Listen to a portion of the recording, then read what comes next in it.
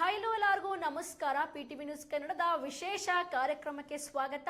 ನಾನು ಚಂದ್ರಿಕಾ.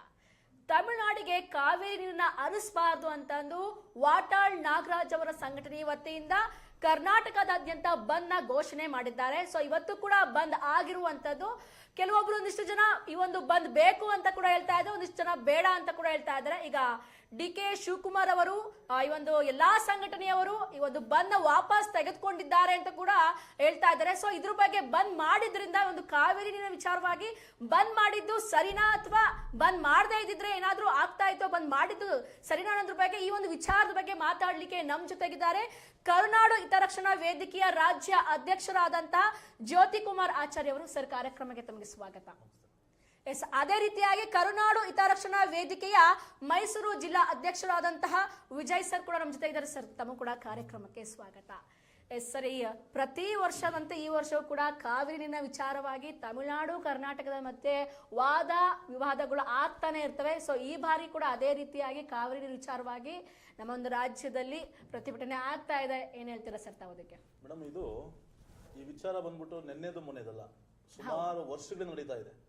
ನಾವು ಪ್ರತಿ ಬಾರಿಯೂ ಸಹ ನಮಗೆ ನೀರು ಬೇಕು ಅಂತ ಹೋರಾಟಗಳು ಮಾಡ್ತಾನೆ ಇದ್ದೀರಿ. ಸರ್ಕಾರದವರು ಮುಖ್ಯವಾಗಿ ಇದ್ರ ಬಗ್ಗೆ ಸರ್ಕಾರದವರು ಗಮನ ಹರಿಸಬೇಕು. ಈ ಒಂದು ನಿಟ್ಟಿನಲ್ಲಿ ಸುಮಾರು ವರ್ಷಗಳಿಂದ ಹೋರಾಟಗಾರರು ಬರೀ ನೀರಿಗೋಸ್ಕರ ಹೋರಾಟಗಳು ಮಾಡ್ಕೊಂಡು ಬರ್ತಾನೆ ಇದ್ದಾರೆ. ಈ ಒಂದು ವಿಚಾರದಲ್ಲಿ ಇವತ್ತು ಎಲ್ಲ ಒಂದು ದೊಡ್ಡ ತೀರ್ಮಾನ ಮಾಡಿಬಿಟ್ಟು ವಾಟಾಳ್ ನಾಗರಾಜ್ ಅವರು ಏನು ಬಂದ್ಗೆ ಕರೆ ಕೊಟ್ಟಿದ್ರು.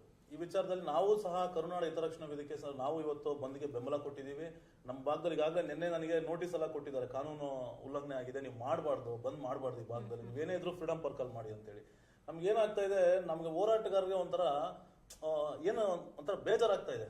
ಅಂತ ಸಂಗತಿಗಳಾಗ್ಬಿಟ್ಟಿದೆ. ಇವತ್ತು ನಾವು ನಮ್ಮ ಹಕ್ಕಿಗಾಗಿ ನೀರನ್ನ ಕೇಳೋಂಥ ಪರಿಸ್ಥಿತಿ ಬಂದೆ, ಅದ್ರಲ್ಲೂ ಸಹ ನಾವು ಕೇಳೋದಕ್ಕೆ ಮಾಡಬಾರ್ದು ಅಂತ ಹೇಳ್ತಾ ಇದ್ದಲ್ಲ, ಎಷ್ಟು ಮಟ್ಟಿಗೆ ಸರಿ? ಸರ್ಕಾರ ಇದ್ರ ಬಗ್ಗೆ ಗಮನ ಹರಿಸ್ಬೇಕು.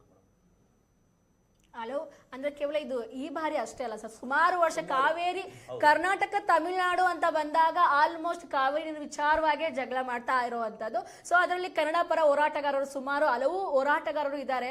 ಅದರಲ್ಲಿ ಈ ಒಂದು ವ್ಯವಸ್ಥೆನ ಚೇಂಜ್ ಮಾಡಬೇಕು, ನಮಗೆ ನೀರಿಲ್ಲ, ನಾವು ತಮಿಳುನಾಡಿಗೆ ಕೊಡಬೇಕು ಅಂತ ಕೂಡ ಹೇಳ್ತಾ ಇದ್ದಾರೆ.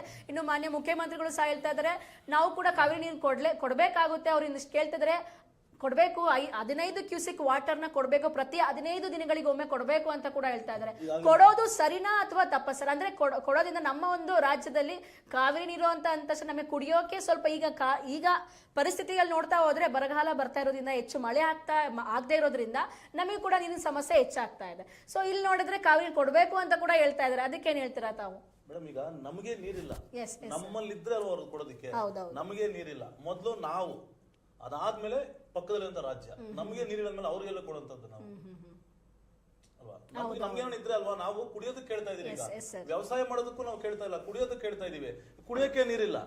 ಅದ್ರಲ್ಲಿ ಏನು ಕಾವೇರಿ ಮಂಡಳಿಯವರು, ಆ ಮಂಡಳಿಯವರು ಯಾವ ತರ ತೀರ್ಪು ತಗೊಳ್ತಾರೆ, ಕೋರ್ಟ್ ಅಲ್ಲೂ ಸಹ ನಮ್ಮವರು ಇದ್ರಲ್ಲಿ ವಿಫಲರಾಗ್ತಾ ಇದ್ದಾರೆ. ಈ ಒಂದು ನಿಟ್ಟಿನಲ್ಲಿ ನಮ್ಮ ಕೋರ್ಟ್ ಅಲ್ಲಿ ವಿಫಲರಾಗ್ತಾ ಇದ್ದಾರೆ. ಅದರಿಂದ ನಾವು ಯಾವುದೇ ಕಾರಣಕ್ಕೂ ತಮಿಳುನಾಡಿಗೆ ಬಿಡಬಾರ್ದು ಅಂತ. ಈಗಾಗ 2-3 ದಿನದಿಂದ ಮಳೆ ಇದೆ. ಮಳೆ ಇರೋದ್ರಿಂದ ಬಂದ್ ಬೇಡ ಅಂತ ಇದ್ದಾರೆ. ಮಳೆ ಬಂದಿಲ್ಲ ಅಂದ್ರೆ ಏನು, ಮುಂದಿನ ದಿನಗಳಲ್ಲಿ ಏನು, ಮುಂದಿನ ಪೀಳಿಗೆಗೆ ಏನ್ ಮಾಡ್ಬೇಕು, ಇವತ್ತಿನ ಪರಿಸ್ಥಿತಿ ಮಾತ್ರ ಮಾಡ್ತಾ ಇದ್ದಾರೆ. ಮುಂದಿನ ಪೀಳಿಗೆಗೆ ಏನು ಅಂತ ಹೇಳಿ ಆ ಒಂದು ನಿಟ್ಟಿನಲ್ಲಿ ವಾಟಾಳ್ ಸಾಹೇಬರು ಬಂದ್ಗೆ ಕರೆ ಕೊಟ್ಟಿರೋಂಥದ್ದು. ಸರಿ, ಈ ಒಂದು ವಿಚಾರದ ಬಗ್ಗೆ ನೀವು ಹೇಳ್ತಾರೆ. ಕರ್ನಾಟಕದಾದ್ಯಂತ ಬಂದ್ ಘೋಷಣೆ ಆಗಿದೆ ಇವತ್ತು. ಸೊ ಒಂದಿಷ್ಟು ಜನ ಬಂದ್ಗೆ ಒಪ್ಕೊಂಡಿದ್ರೆ ನಾವು ಕೂಡ ಈಗ ಬಂದ್ ವಾಪಸ್ ತಗೊಂಡಿದೀವಿ ಅಂತ ಕೂಡ ಹೇಳ್ತಾ ಇದ್ದಾರೆ. ಬಂದ್ ಮಾಡಿದ್ ಸರಿನಾ ಅಥವಾ ಮಾಡದಿದ್ರೆ ಏನೋ ಆಗ್ತಾ ಇತ್ತು ಅನ್ನೋದ್ರ ಬಗ್ಗೆ? ಮೇಡಮ್, ಮೊದಲಿಗೆ ವಾಟಾಳ್ ಸಾಹೇಬರು ಬಂದಂತ ಘೋಷಣೆ ಮಾಡಿದ್ದಾರೆ. ಹೌದು. ಆದ್ರೆ ಜೊತೆಲಿ ಇದ್ದವರೇ ಬಂದ್ಬಿಟ್ಟು ಘೋಷಣೆ ಕೊಡ್ತೀವಂತ ಹೇಳಿ ಸ್ವಲ್ಪ ಹೊತ್ತಾದ್ಮೇಲೆ ಬಂದು ಅವರು ಘೋಷಣೆ ಹಿಂದೆ ಪಡೆದಿದ್ದಾರೆ. ಬಟ್ ಒಳಗಡೆ ಏನ್ ಪಿತೂರಿ ನಡೆದಿದೆಯೋ ಇಲ್ಲಿ ಏನ್ ನಡೆದಿದೆ ಅಂತ ಗೊತ್ತಿಲ್ಲ. ಬಟ್ ಅವರು ಜೊತೆಲಿ ಇದ್ದವರು ಬಂದವನ್ನ ಹಿಂದೆ ಪಡೆದಿದ್ದು ಬಂದು ನಮ್ಗೆ ಬೇಸರ ಇದೆ.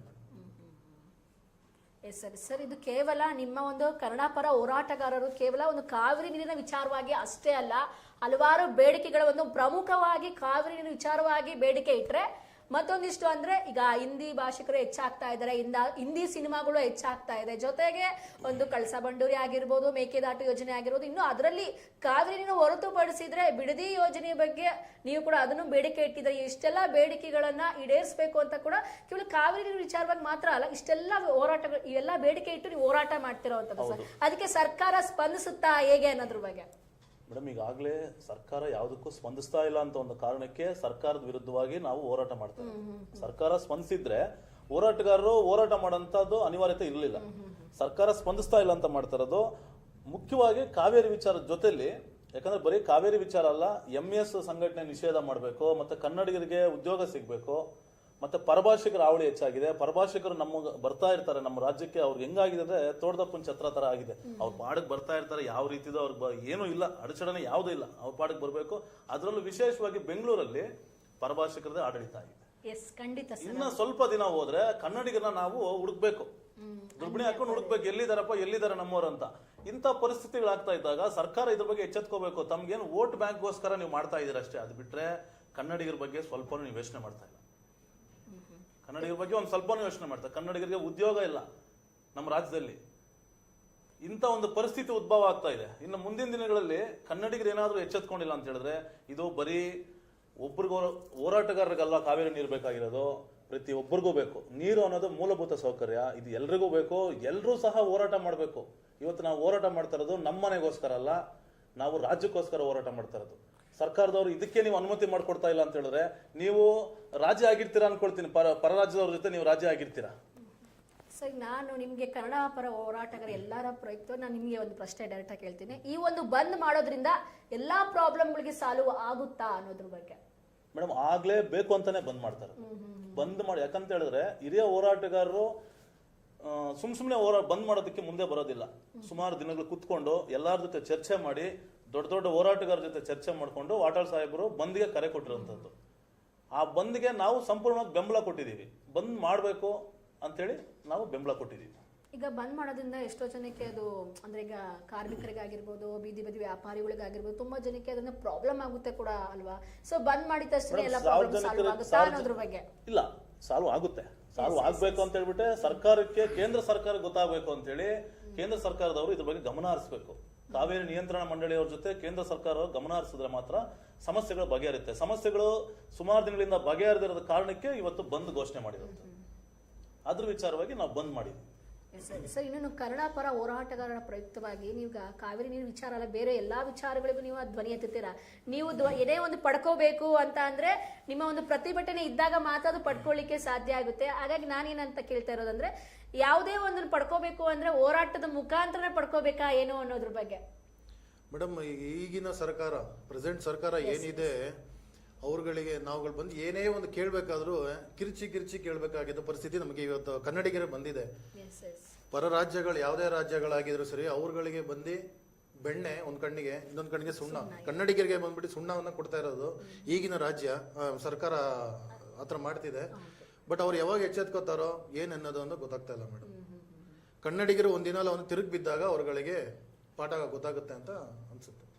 ಈಗ ಆಲ್ಮೋಸ್ಟ್ ನಮ್ಮ ಒಂದು ಕರ್ನಾಟಕ ಅಂತಂದ್ರೆ ಕನ್ನಡಕ್ಕೆ ಹೆಚ್ಚು ಆದ್ಯತೆ ಕೊಡಬೇಕು. ಒಂದು ಕನ್ನಡ ಉಳ್ಕೊಂಡಿದೆ, ಕನ್ನಡ ಜನತೆ ಉಳ್ಕೊಂಡಿದ್ದಾರೆ ಅಂತ ಅಂದ್ರೆ ಮೇನ್ ಆಗಿ ಕನ್ನಡ ಪರ ಹೋರಾಟಗಾರರು ಇರೋದ್ರಿಂದನೇ ನಮ್ಮ ಒಂದು ರಾಜ್ಯದಲ್ಲಿ ಕನ್ನಡ ಉಳಿದಿದೆ ಅಂತಾನೆ ಹೇಳ್ಬೋದು ಸರ್. ಎಲ್ಲ ಕನ್ನಡ ಕನ್ನಡಿಗ ಹೋರಾಟಗಾರ ಪ್ರತಿಭಟನಾಕಾರ ಪರವಾಗಿ, ಹೋರಾಟಗಾರರ ಸಂಘಟನೆಗಳ ಪರವಾಗಿ ತಾವೇನ್ ಹೇಳ್ತೀರಾ? ಮೇಡಮ್, ಇವತ್ತು ಸಂಘಟನೆ ಇಲ್ಲ ಅಂತ ಹೇಳಿದ್ರೆ ನಮ್ಮ ಭಾಷೆ, ನೆಲ, ಜಲಕ್ಕೆ ಧಕ್ಕೆ ಆಗಂತ ಸಾಧ್ಯತೆಗಳು ಹೆಚ್ಚಾಗಿದೆ. ನೀವು ನೋಡ್ತಾ ಇರ್ಬೇಕು, ನಮಗೂ